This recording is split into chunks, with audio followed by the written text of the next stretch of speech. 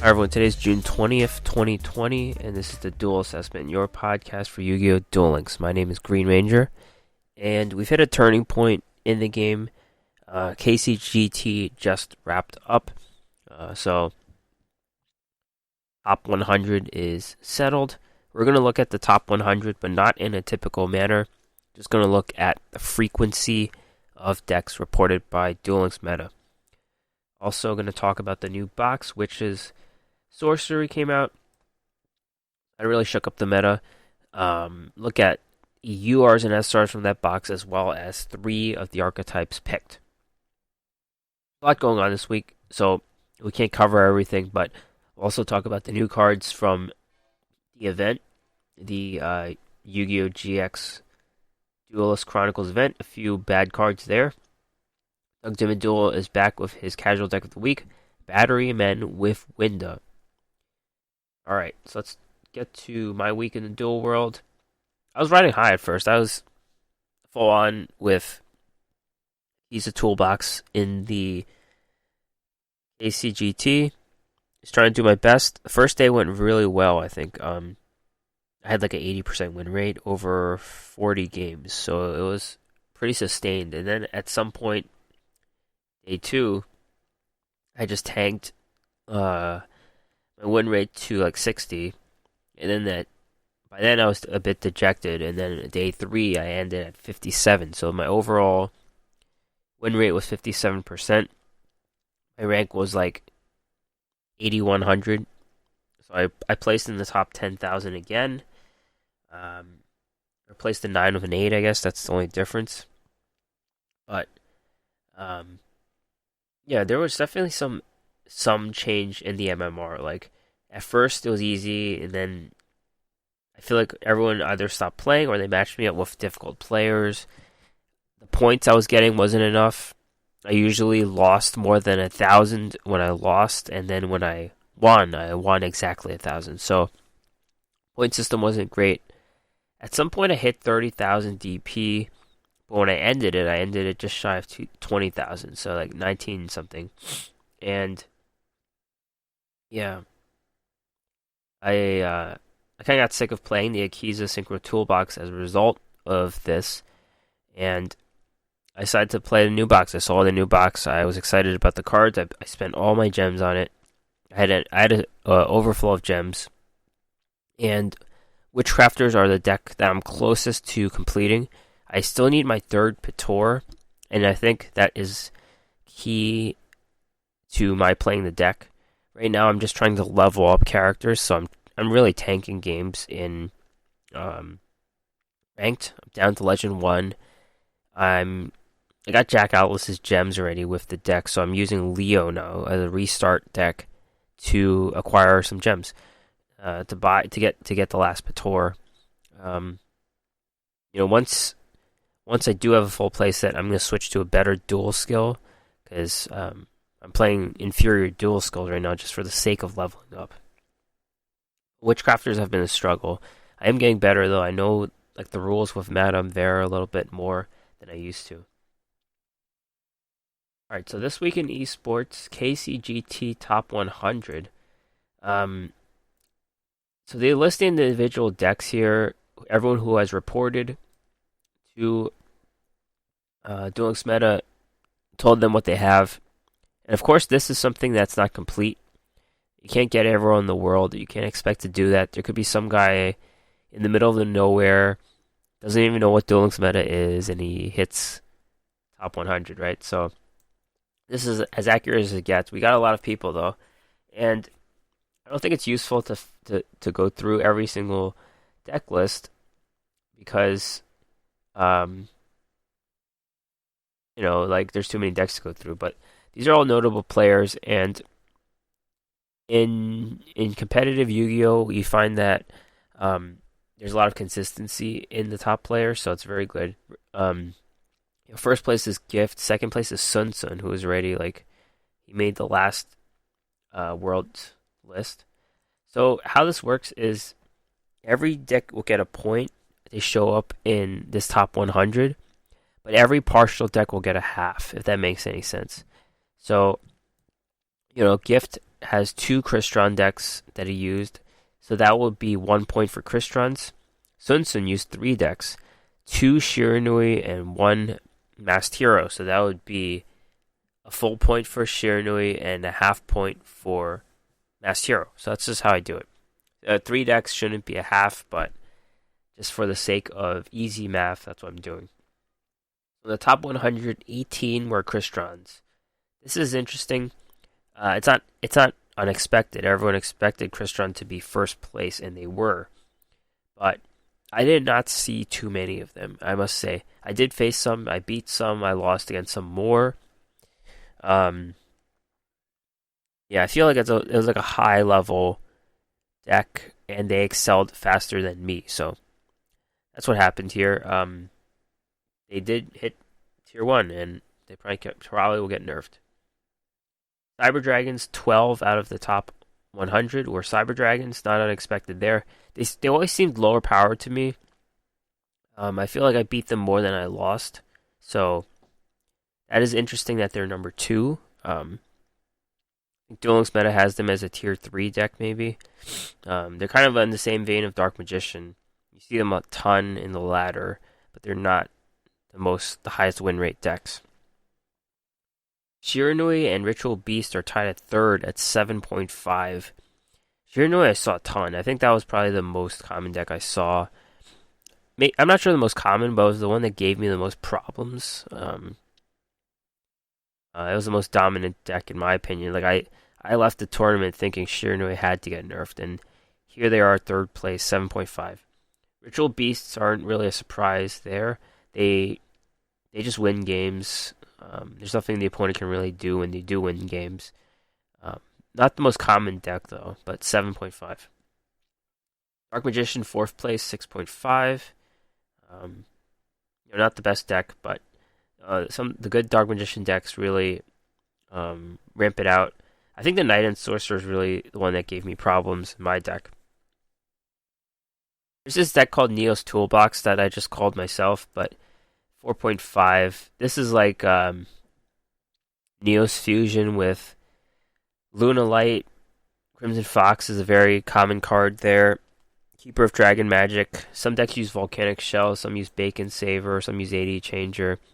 It's like a toolbox about what you're using your material as. Ra's Disciple of Give and Take is a very common thing with this deck too. So this was a surprise deck, I think. 4.5. Sometimes they package it with Invoked too, so Luna Light, 4 out of the top 100. This is a deck you see. It's not a tiered deck, but just wins games sometimes. And what happened here? 4 out of the top 100. Element Sabers, 3.5. I feel this is kind of low for them. They probably did underachieve in the KC Grand Tournament. Masked Heroes, Black Wings, Dragoonities, all at 2.5. This is also a bit of an underachievement for these decks. Masked Heroes and Black Wings being tiered decks. Dragoonity was a deck that I thought would be higher because I saw it a lot. It got to the point where you saw Bandit Keith, you knew they were playing Dragoonity, so it was a deck that kind of emerged right before the KCGT, and this is a very fast deck. I didn't really have too many problems with it with my Synchro Toolbox, though. Super Heavy Samurais and Blue Eyes with 1 apiece. Gookies, Magnets, and Black Dragons with half apiece. So that's it. That's the KC Grand Tournament. Congrats to everyone who hit the top 100. Not much to talk about in terms of the other tournaments. There were some tournaments that went on. Not too many exciting decks, I want to say. It's all a lot of old decks. The new decks are being refined. In the Pharaoh's Cash tournament, there's a 4th place deck with Shadow Game Witchcrafters. I'm going to try to copy this deck. I still need my 3rd Pator, though, so I can't play it. Duelist Meta Weekly 129 happened. Sealed Tombs Dark Magician hit 1st place. This one's interesting just for having a heat wave. Not much else to say about it. 2nd place is a level duplication Shiranui, so it's a level duplication instead of level Og. but it's all about the same because they're all level 4 or level 2 monsters. Top 4 is a Blackwing deck. Not much interesting about this one. And top 4, see you later, Crystons. They kind of run a mix of the monsters. So one Lila, one Raiden, and one Raikou Twilight Sworn. So that's a little interesting about what cards they picked there. Let's get going with the main box release of Witch's Sorcery. Of course, main box URs are less common than SR, so 1 UR in the box of 180, 2 SRs in the box of 180. And you have to really figure out when you're going to reset a box. When I was buying through this myself, I got the 2 UR Witchcrafters in my first 20 packs, so then I reset it. I knew that was the chance to get 3 of the cards, and so you really have to figure that out. As for this box itself, I'm finally happy to have something shake up the meta. Tired of the old meta, and it's a box that you could just tell it's going to be good. Like, there's so many new archetypes in it, and the power level is just on a different scale. So, I kind of punted on the last few sets, and this is one I really dug in. I spent all my gems. I don't have a full play set yet of everything, but I just have to level up some more characters, get those 5Ds characters up, and I'll have enough gems to get full play sets soon.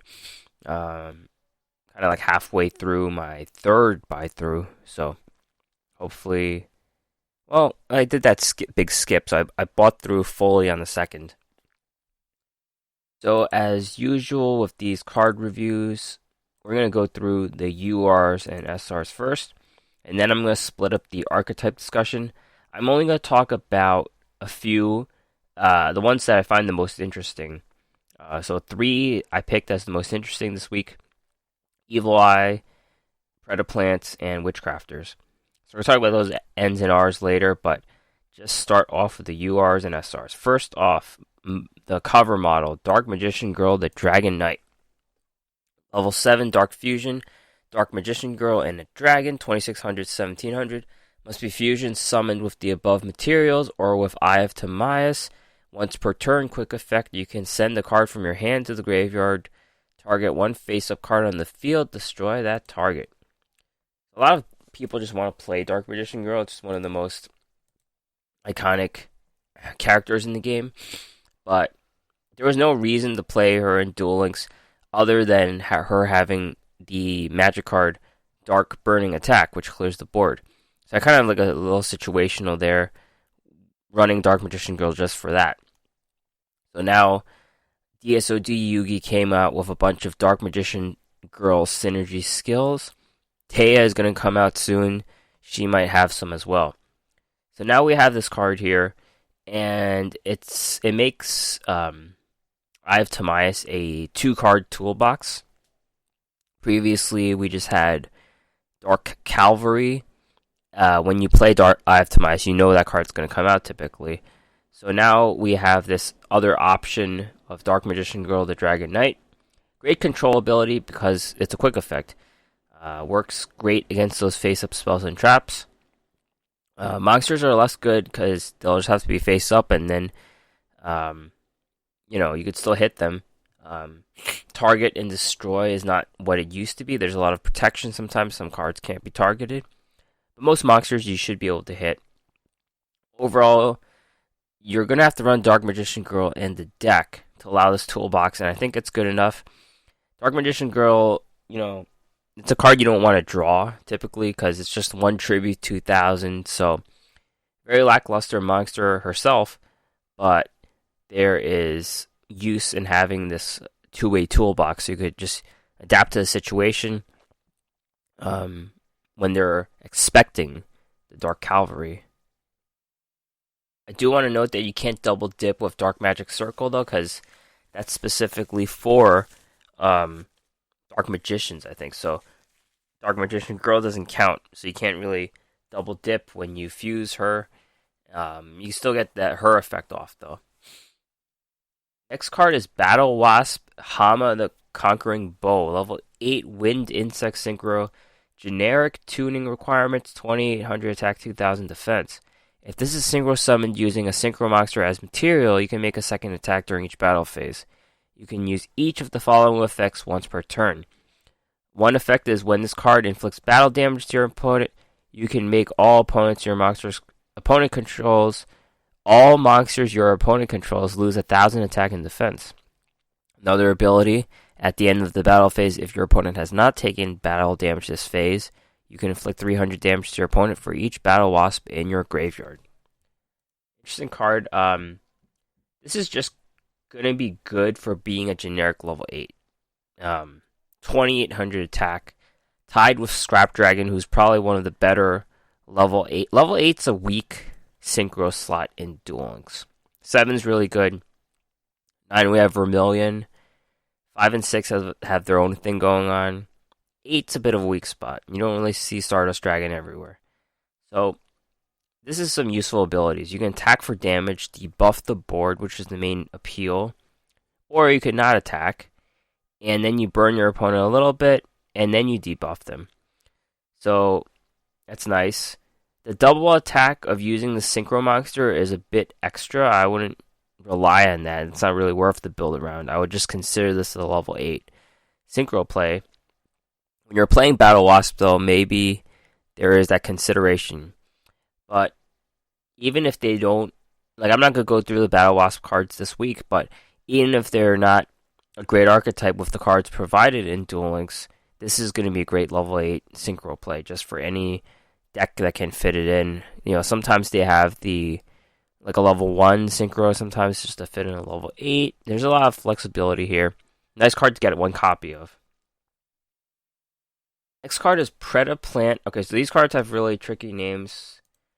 So let's go. Predaplant, Chimera Fleecia.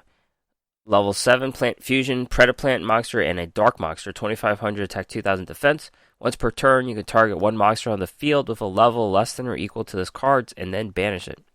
When an attack is declared involving this card and an opponent's face-up monster, you can activate this effect until the end of the turn. That monster loses 1000 attack. If it does, this card gains 1000 attack. Once per turn during the next standby phase, after this card is sent to the graveyard, add a polymerization spell or fusion spell from your deck to your hand. This is the boss monster for the Predaplant archetype. Really good. The archetype itself has an advantage using one of their monsters, which I'll talk about later, to steal your monster. Similar to Buster, what's the card called? Buster Fusion. Buster Blader Fusion, I forget what it's called. It's a quick play spell. But steals the dragon monster, which they use with the DNA surgery. This just does it right away. And you just have to put a counter on that monster, but there's easy ways to do that as well. And yeah, you just steal their monster, fuse into this guy, and then when this battles, it gains a 2000 attack differential from battle. So it could beat anything with 4500 attack or less. Really nice. It hit over almost everything. I'm not sure if Predaplants are going to be a pure deck. It might just be part of a deck with Neos or something. You know, it's going to be tricky about how to play it, but this is a pretty good monster. Get to some Witchcrafters. Witchcrafter Shmeta. Level 4 Fire Spellcaster, 1800, 600. During the main phase, quick effect, tribute this card, discard a spell, special summon Witchcrafter monster from your deck, except for this one. You can banish her from the graveyard, send a Witchcrafter card from your deck to the graveyard, except for this one. You can use each effect once per turn. So this is the main worker for the deck. The only one, well, yeah, the other one you need 3 too. This is the UR you need 3 of. Decent 1800 attack. There's a lot going on, but basically you could quick effect tribute her when your opponent activates an effect. Toss a spell as well. Special summon your Madame Vere from the deck, typically. Then you banish her and you dump another card to the graveyard. They just recycle themselves. The spells get recycled if they're not used, basically. That's what Witchcrafters do. So, mass disposal of Shmeta, and she has the highest base attack of the Witchcrafters. The other two have 1000, she has 1800, so then you could buff her with Madame Vere. Her being fire makes it appealing for an Alistair package.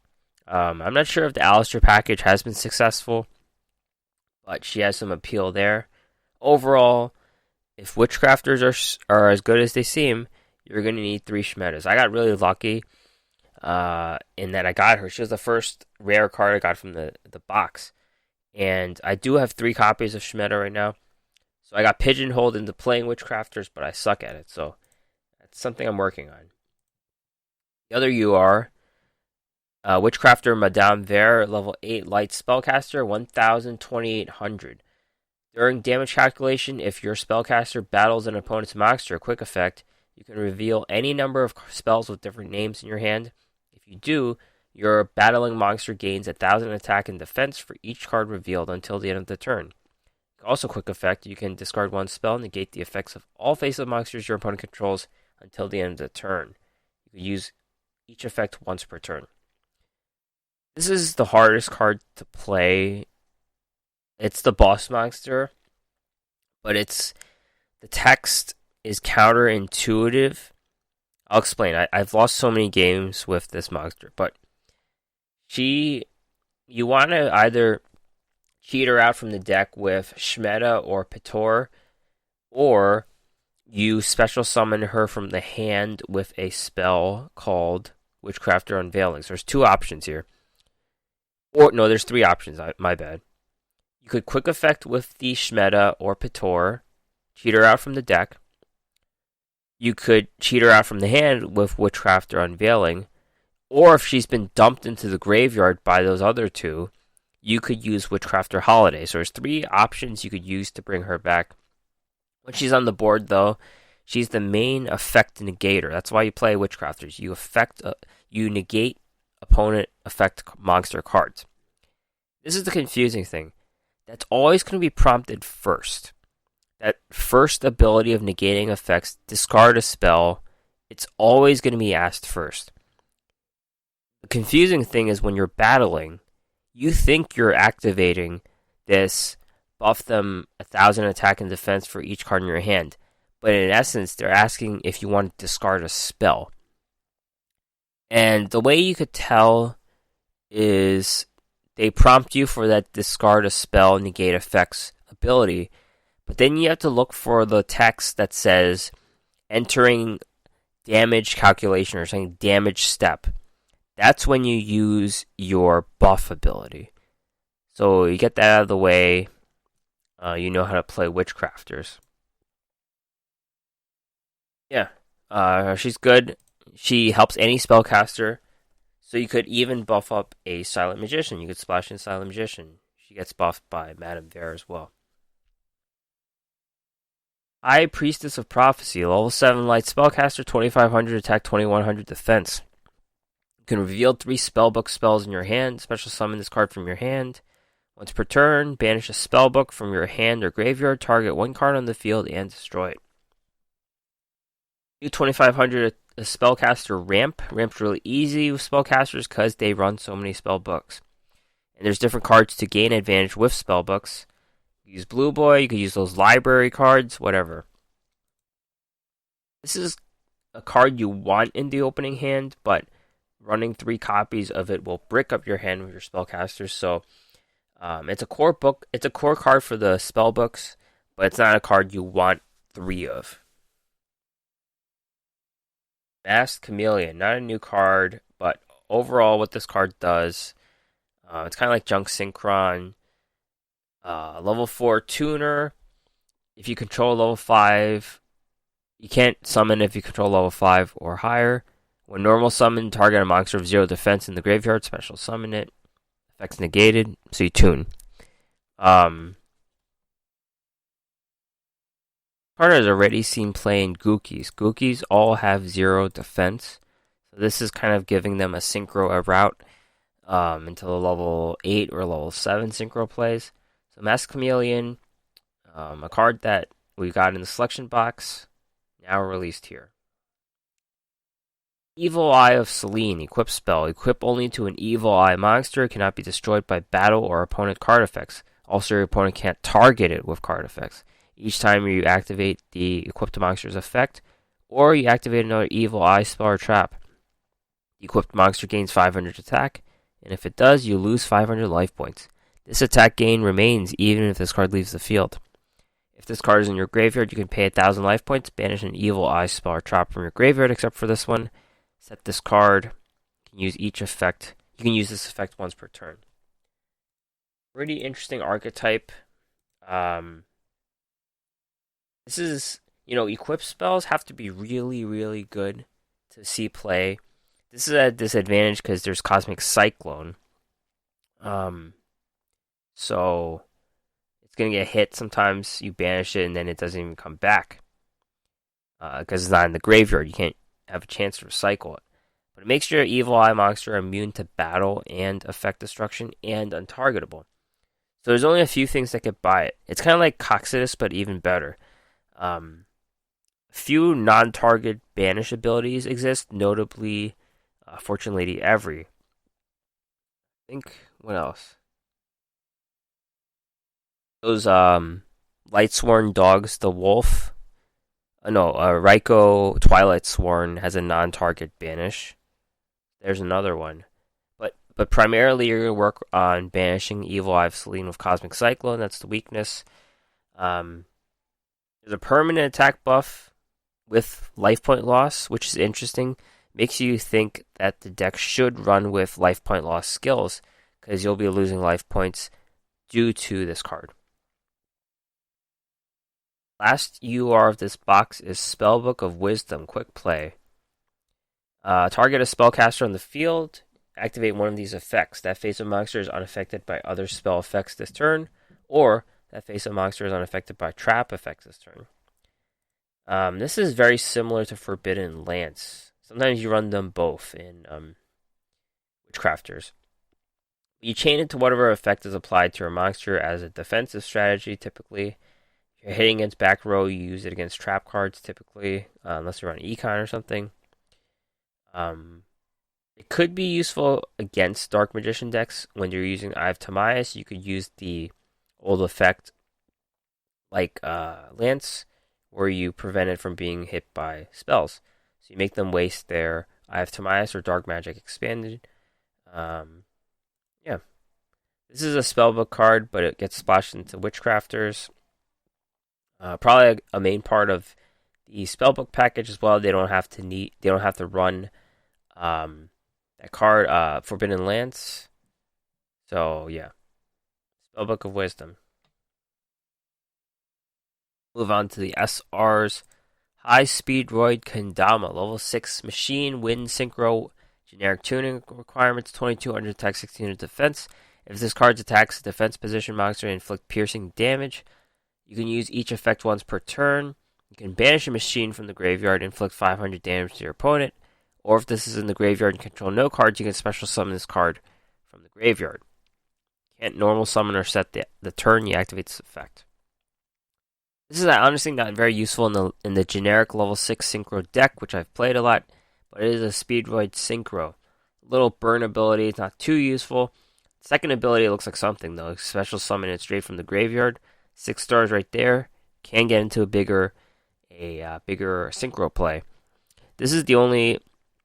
I got that wrong. This is the biggest Speedroid Synchro that we have, but it's very possible they ramp into those other bigger Synchro plays that are not Speedroids. The others are level 5, level 4.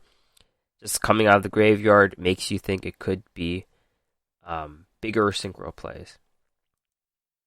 Medusa, Watcher of the Evil Eye, level 4 Fiend, 1400, 1600. When this is normal summon, target an Evil Eye card in your graveyard except for Medusa. Add it to your hand. If this is equipped with Evil Eye of Selene, quick effect, target a monster on the opponent's graveyard, banish it. You can use this effect once per turn. Once per turn, during the standby phase after this effect was activated, banish a card in your graveyard.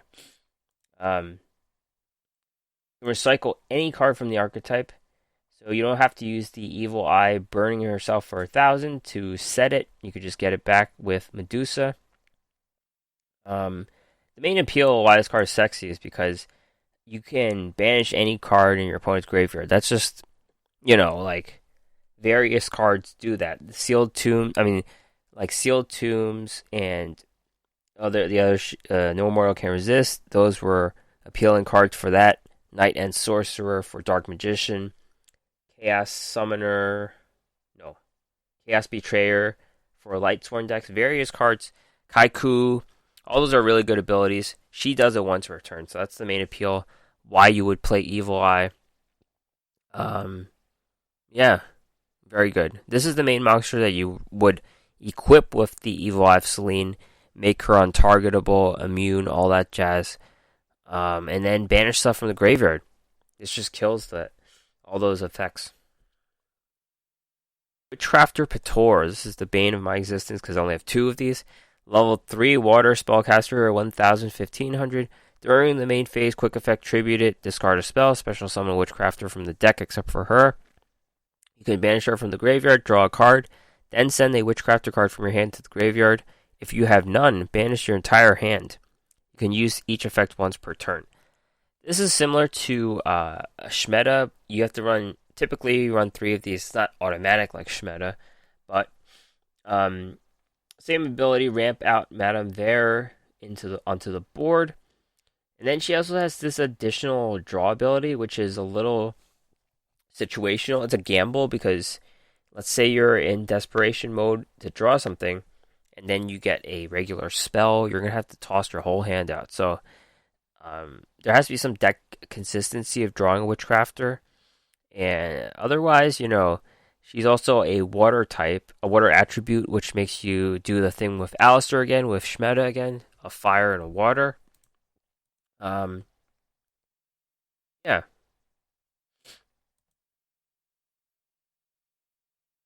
You could the second ability where you draw a card, you can even toss your Madame Vere if you have a holiday, and then you can use holiday to resurrect her. So it's like additional flexibility. Facilitate through the deck and populate the graveyard. Shmeta and Pator. Altergeist Marionetter, level 4 light spellcaster, 1,600, 1,700. When this is normal summon, you can set an Altergeist trap directly from your deck to your spell or trap zone. You can target one Altergeist card you control and one Altergeist monster in your graveyard. Send that card to the field to the graveyard. If you do special summon that other monster from the graveyard, you can use this effect once per turn. This is a lone card in an underrepresented archetype in this box. You can choose one of 2 traps. One's a trap monster, Amulet Elf, and one's an equipment in Camouflage. There's additional abilities, but it's not worth going through. Not enough support for this archetype here. Yeah. Primitive Butterfly, level 5 insect, wind, 1,200, 900. If you control no monsters, you can special summon this from the hand. Once per turn, you can increase the levels of all insects you control by 100. Free ramp monster for 5 stars. Boost the levels of all monsters. Not very useful for battle wasps because they're not giving you a synchro monster. This is not they're not giving you a tuner. Excuse me. This is not a tuner either. This is just some level modulator for some synchro deck. Unfortunately, battle wasps don't come with their own tuner.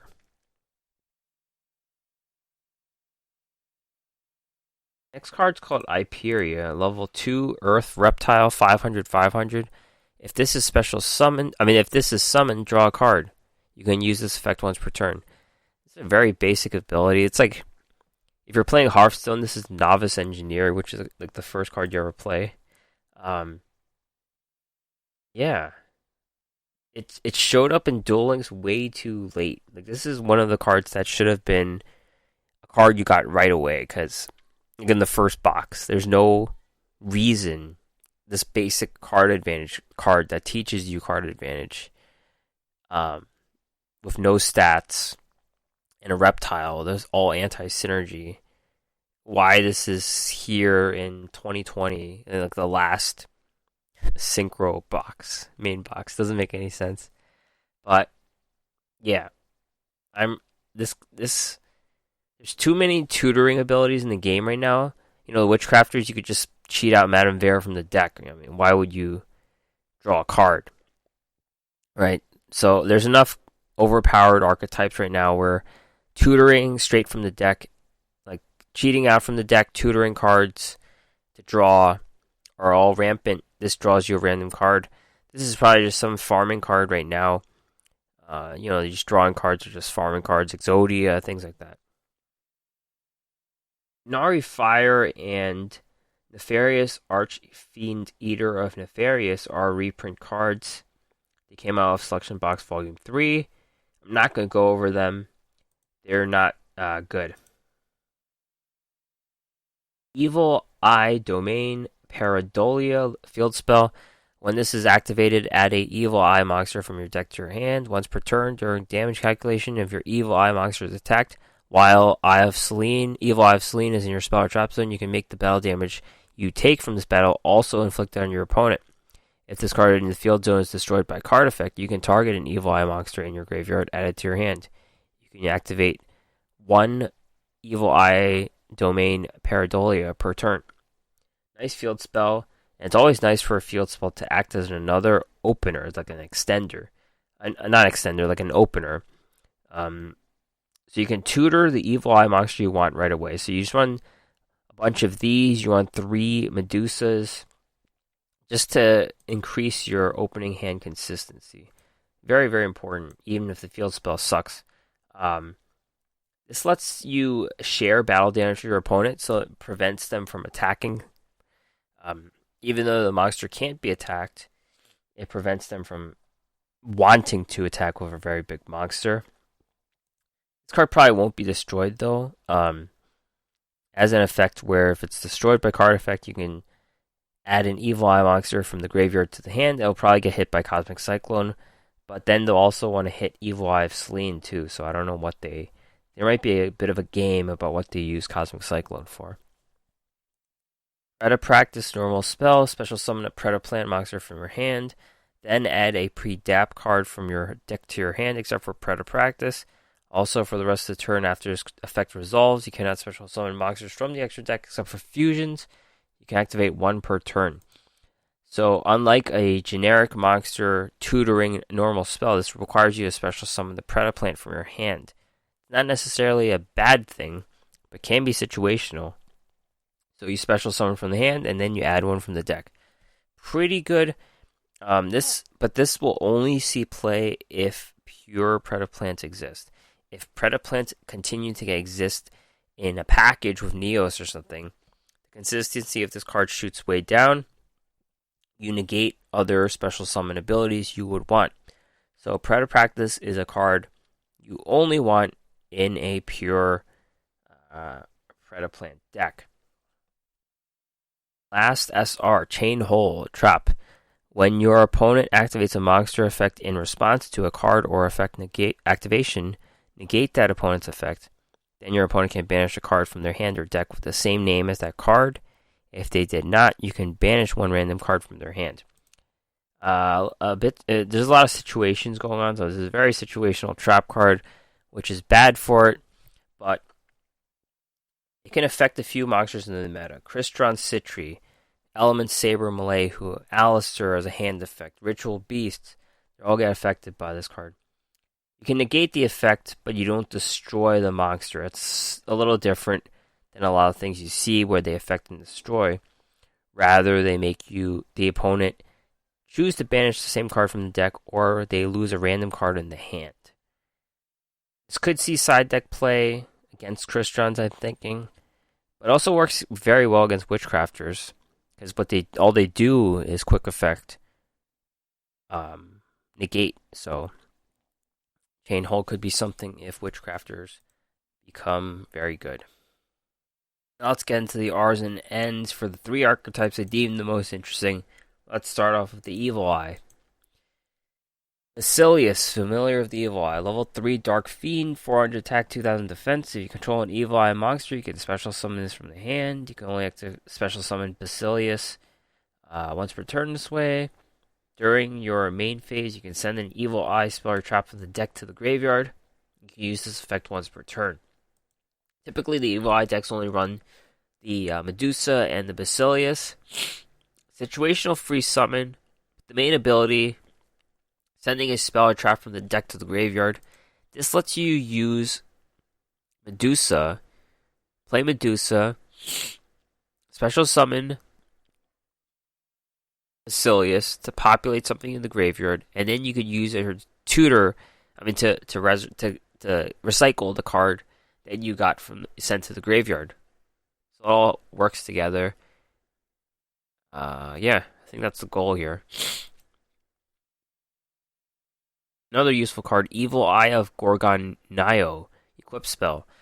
Equip only to an Evil Eye monster. You can only activate one Evil Eye of Gorgonio per turn.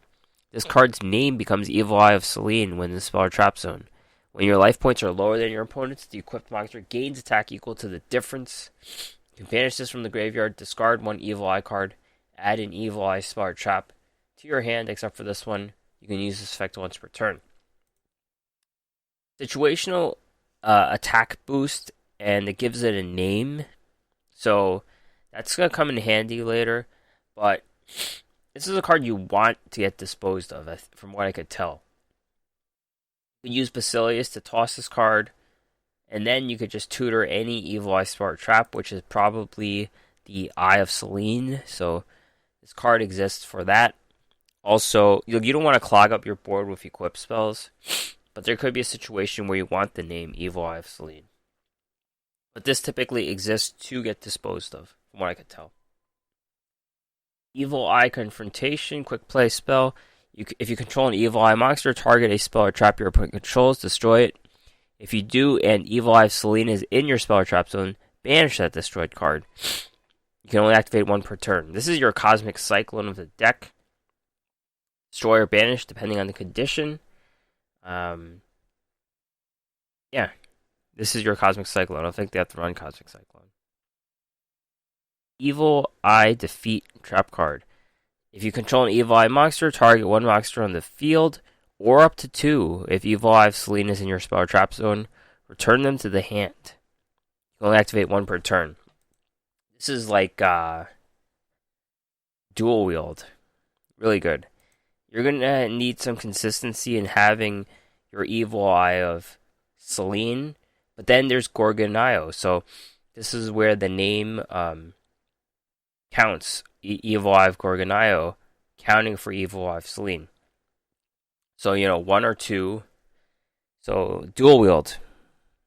They don't have to be in attack mode either. It's even better than dual wield.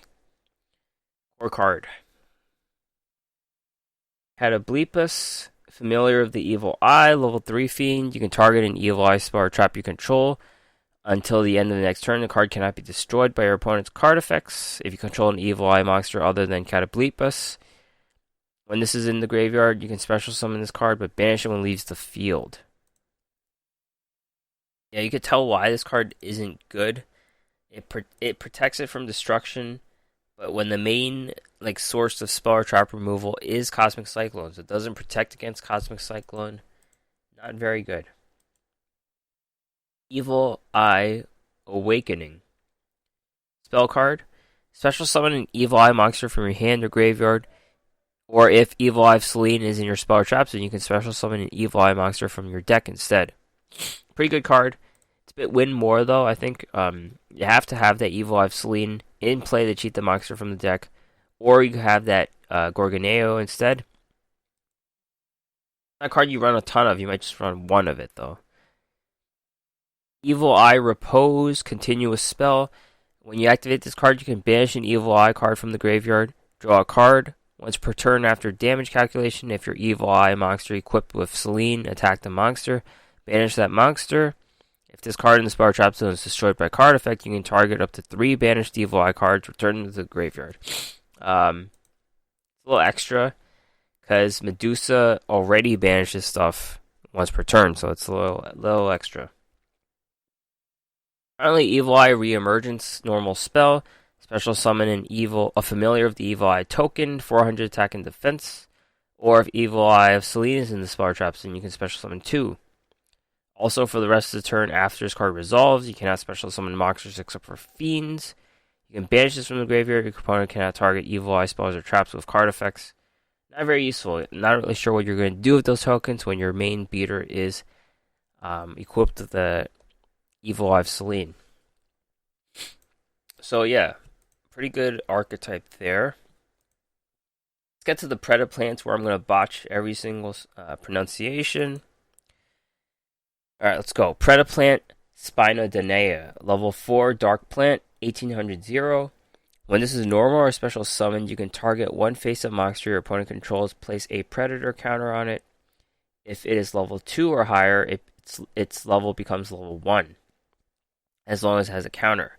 After damage, if this card battled a monster with equal or lower level, you can special summon a Predaplant monster from your deck, except for this one. So, Predaplants play like worms. Their counters have pretty strong abilities. It's going to turn that monster into level 1. In terms of attack and defense, that's only going to affect the Fortune Lady archetype, typically. It might screw up synchro plays. In a way, this could let you waste your Predator counter to cheat out a monster from your deck. So the Predator counters also have very strong abilities otherwise. But then you could also spend it to cheat out something from the deck. So there's a use there. Predaplant Chlamydia Sundew, level 2 Dark Plant, 600-200.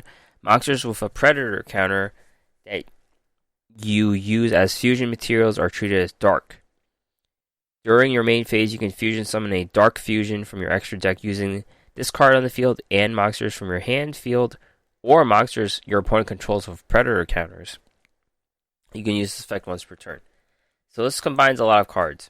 Core card if Chimera Felicia is as good as it is. It's got Gravekeeper Supernaturalist and Buster Sword of Destruction. You get this guy on the board. Monster has a Predator counter on it. And then you just fuse them into your Chimera Felicia. Core card. This is more core than the Spinodea, I think. Typically would need something to put the counter on. This guy doesn't put counters on himself. Preda Pruning, equip spell. Activate this by targeting a Predaplant monster in your graveyard. Special summon and equip it. If this card leaves the field, destroy that monster. We used to see a lot of these cards. This is just okay. This is like a lifeline to a monster. We saw it with like that dog tag card. It was a very early equip spell where their life is tied to it. I don't know, not very good though, because Cosmic Cycle exists. Next card is Predaplant Cordyceps. Level 1, Plant 0/0. During your standby phase, you can banish this from the graveyard. Target 2 level 4 lower Predaplant monsters in the graveyard. Special summon them. Also for the rest of the turn, you cannot special summon monsters except for fusion monsters, nor normal summon or set monsters. This is useful if the deck has a good disposal engine. Then you could cheat out Spinodea and Chlamydia Sundew to get a fusion playoff. So if they get milled or something, useful there. That's why it's kind of used in a package with Neos, because Neos Fusion tosses the cards right away. This is a good one. Predaplant Squid Drosera, level 2 Dark Plant, 800-400.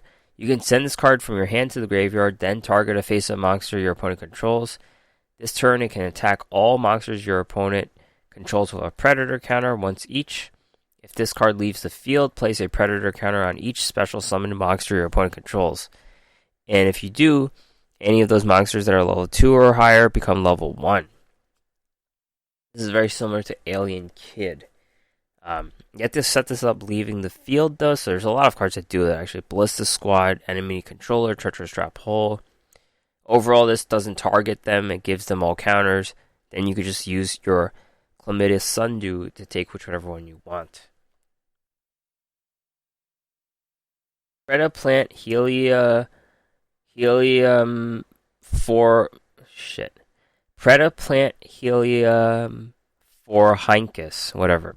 Level 8 Dark Plant, 1200-2400. If your opponent controls a monster with a Predator counter, you can special summon this card from your hand. If this card in its owner's possession is destroyed by opponent's card, target a Dark Dragon or Dark Plant in your graveyard, except for this one, special summon it. Not good.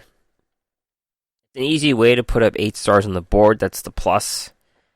Probably won't see play for its archetype, it's not even a synchro deck, so yeah. So really, kind confusing name for nothing. Predaplant Moray Nepenthes. Level 4, Dark Plant, 1600, 1000.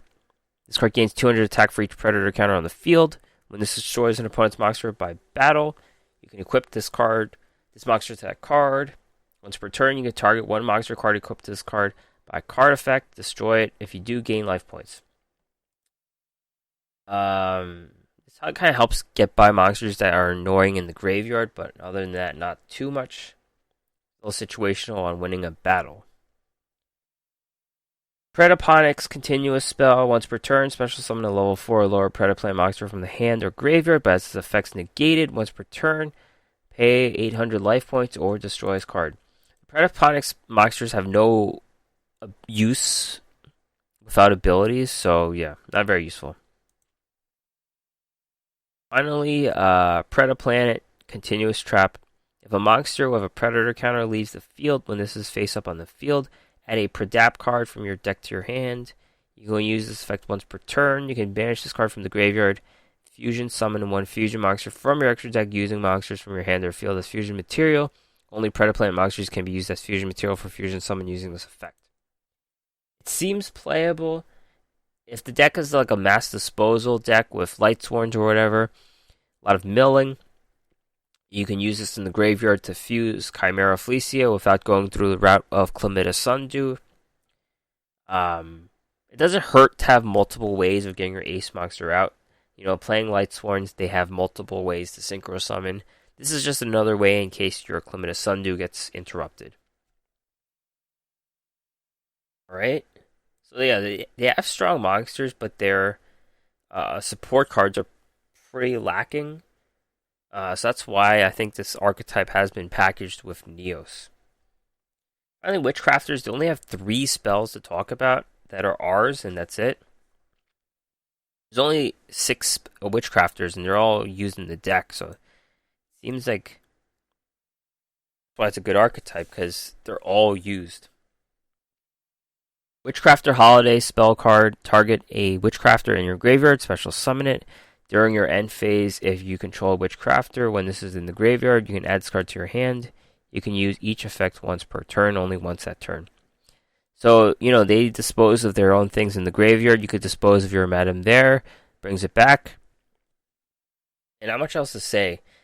Not much else to say other than that. Witchcrafter Collaboration. Normal spell. Target a Witchcrafter you control. You can make a second attack during each battle phase this turn.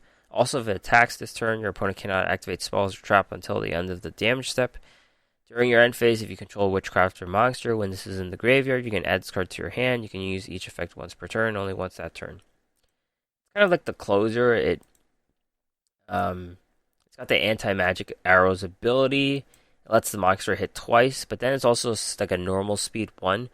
So your opponent can like interfere with your monster before the battle phase. Like they could switch it to defense mode, and then it can't get its attacks off. And finally, Witchcrafter Unveiling quick play spell. Special summon a Witchcrafter from your hand. If you do, your opponent can't activate cards or effects in response to the activation of your spellcaster's effects for the rest of the turn. During your end phase, if you control a Witchcrafter monster, when this is in the graveyard, you can add this card to your hand. You can use each effect once per turn, only once that turn. This is probably the most important Witchcrafter card. Sometimes use Brick with Madame Veres, no Shmetas, or Petors, and you need this card to play her from the hand. So it gets by that big obstacle. Not that bad.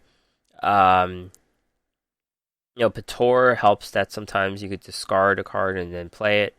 So, definitely a core card, and it's a quick play. You could get your Witchcrafter's effects off without interference. Overall, no matter how bad any of these cards are, you're going to run all of them, because Witchcrafters,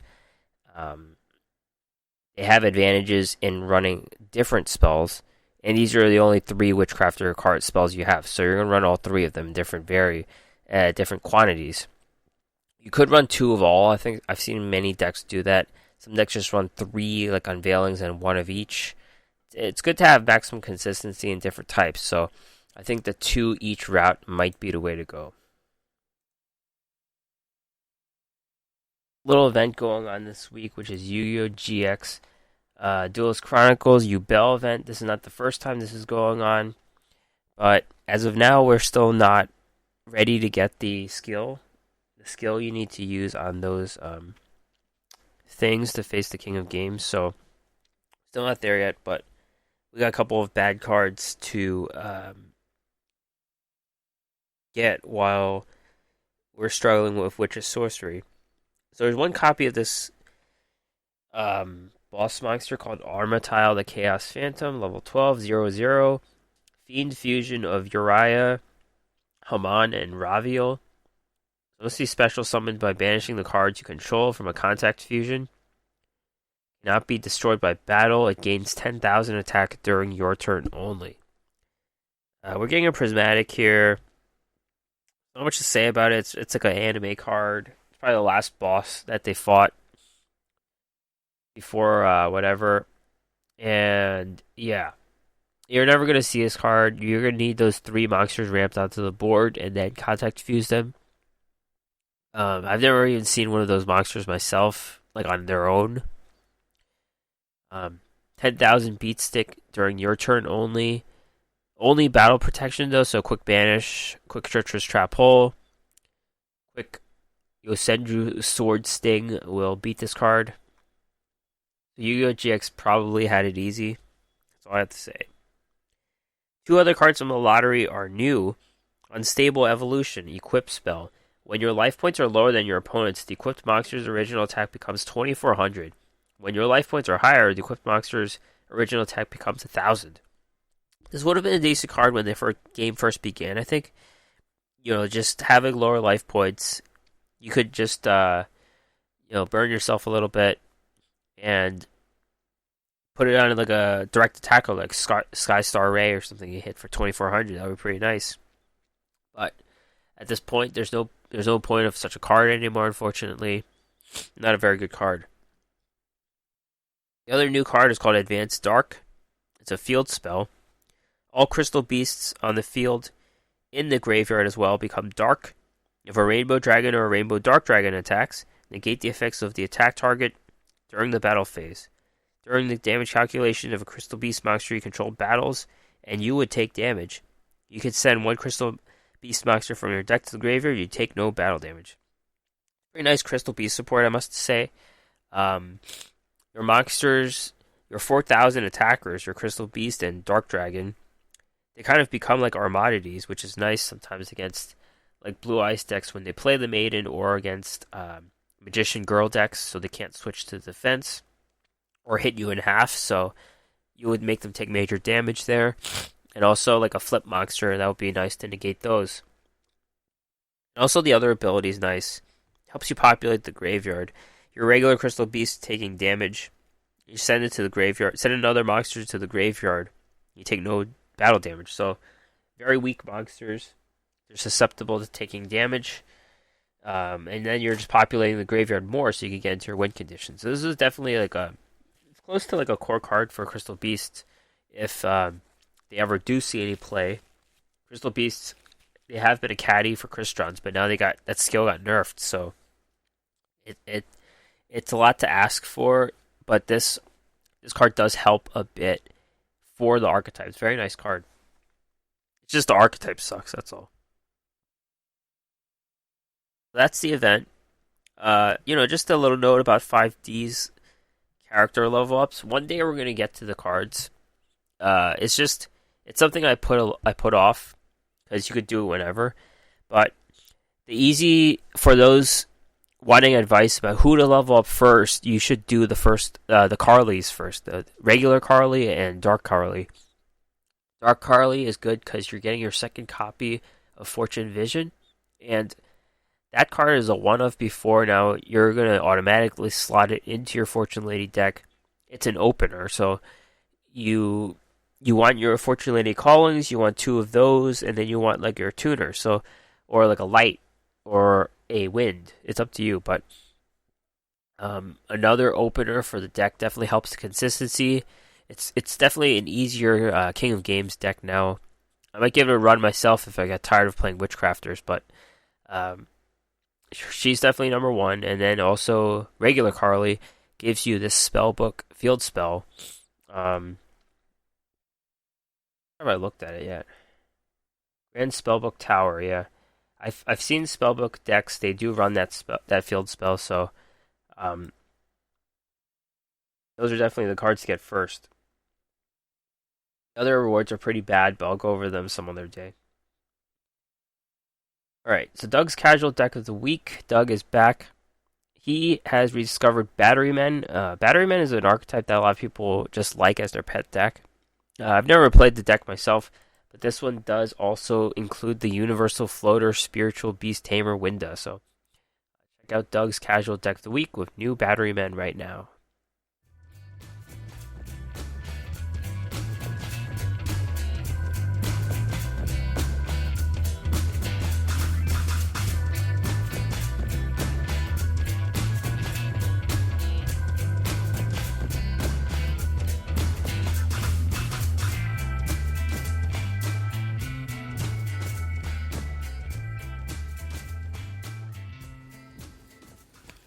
Hey there, this is Doug Dimmaduel with Doug's Casual Deck of the Week.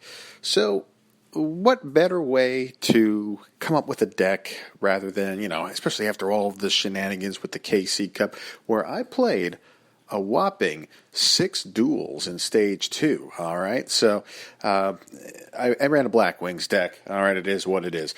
But, not really into the whole Stage 2 thing this go-around. A little fatigued, got a few things going on, but still got those gems.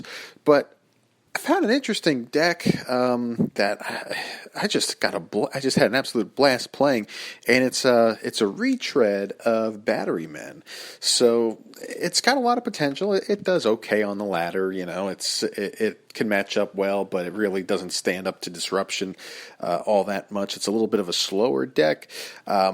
But really one of the game changers that makes this deck just a little bit more viable is Spiritual Beast Tamer Winda. If you remember the whole Ritual Beast monster archetype, this will give you access to any Ritual Beast monster in your extra deck. If this card in its owner's possession is destroyed by an opponent's card by battle or card effect, you can special summon one Ritual Beast monster from your deck or extra deck, ignoring its summoning conditions. You can only special summon one Spiritual Beast Tamer Winda once per turn. So, really good because it'll allow you access to Ritual Beast Ulti Apelio, which he has a 2600 attack monster that's unaffected by any other card or effect during the damage step. And then you also could get that Ritual Beast Ulti Petal Fin there. That's 2800 defense that cannot be targeted. But what this allows you to do is it gets you into your next turn tribute play, because really what you want to have is Batteryman Charger. And Batteryman Charger is that level 5 Thunder, 1800 attack, 1200 defense. When this card is normal summoned, you can special summon one Batteryman monster except Batteryman Charger from your hand or deck. This card gains 300 attack and defense for each Thunder type monster you control. So the whole Batteryman stuff really drives off of the Batteryman fuel cell, the level 6 Thunder with 2100 attack. If you control 2 or more face-up Batteryman monsters, you can special summon this card from your hand. Once per turn, you contribute one Batteryman monster except this card to select one card your opponent controls and return it to the owner's hand.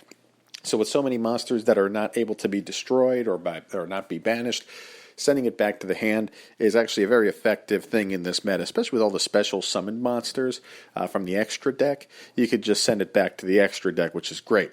But you want to run your 3 copies of Batteryman Micro Cell. When this card is flipped, you could special summon one level 4 or lower Batteryman monster.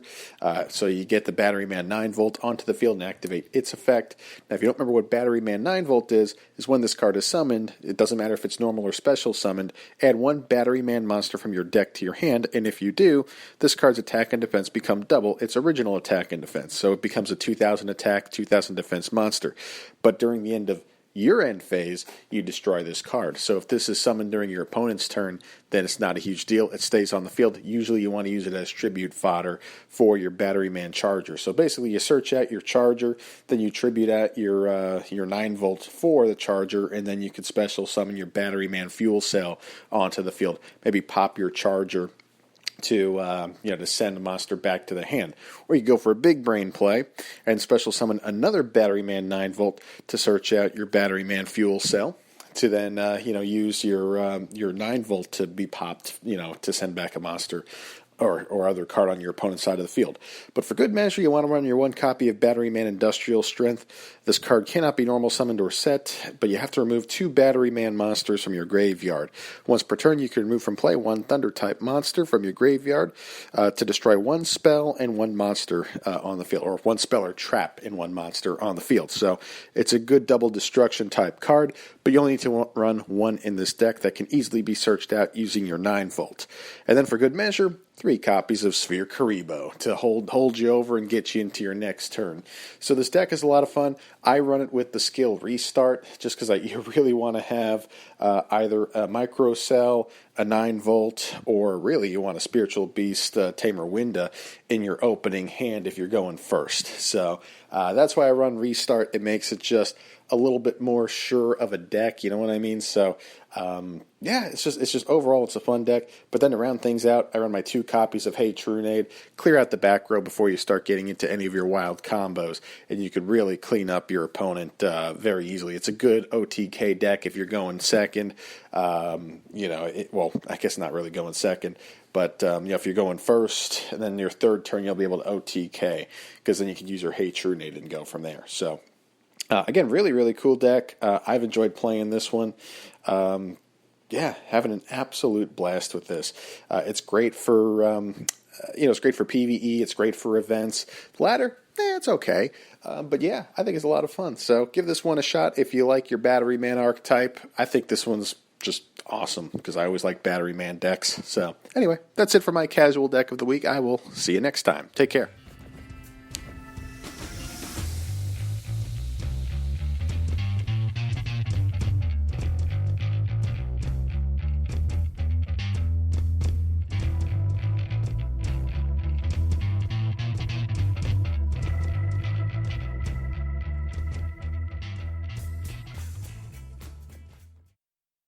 All right, thanks, Doug. You can check out Doug's Casual Deck of the Week every week on this podcast. Check out his own Twitter account, Yu-Gi-Oh! Deck Talk. Upcoming news, we're going to get new news soon, but Professional Aster's coming, new cards, Apparition, and D-Counter. We're going to get new Taya probably next week. It's all but confirmed from leaks. New Taya 2.0. Hopefully she has something cool. And, 5D's level cap is done. Go over the cards in some future podcast, probably not even next week. We'll see. So that is it for the podcast this week. Thank you very much for listening. Check out the Duel assessment. Just search this podcast anywhere and search Duel Links podcast. You'll find there's a lot of podcasts out there now with Duel Links content, and I think that's a really good thing. We get together sometimes, and we did have a podcast before with Rain, Duel Links Radio with Rain, so you can check it out. There's Duel Links with the Boys. There's Pro Benchwarmers podcast, the Chainlink podcast. There's a lot going on. So, in times, I've discovered podcasts again during quarantine, and it's nice to check out everyone. It's if you're starved for content. So we all chip into this podcast community. I could say I've been doing it the longest, but everyone has their pros and cons. They know TCG cards, I don't. So, so subscribe to this podcast and all the other podcasts. Check out the podcast for more at the website, theduelassessment.wordpress.com. Email me with anything at theduelassessment@gmail.com, or you find me on Twitter, duel_assessment, me at Green Ranger CCG. All right? Thanks for listening. Enjoy the new box. See you next time.